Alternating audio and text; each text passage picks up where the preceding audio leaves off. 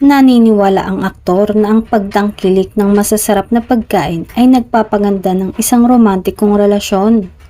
Sa panayam sa kanya sa pagbubukas ng isa pang branch ng kanyang negosyo, sinabi niyang good food can strengthen a relationship.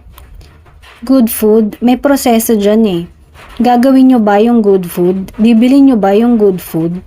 Ang masarap na pagkain ay palaging parang paraan ng bonding, sabi ni Echo. And when you talk about bonding, that's relationship.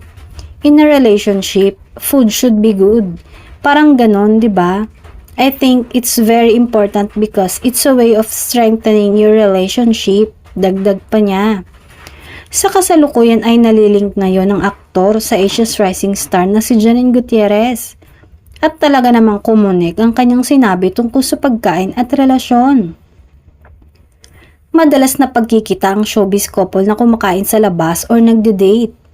Hindi lang silang dalawa dahil minsan ay kasama din ng pamilya ni Janine sa kanilang date.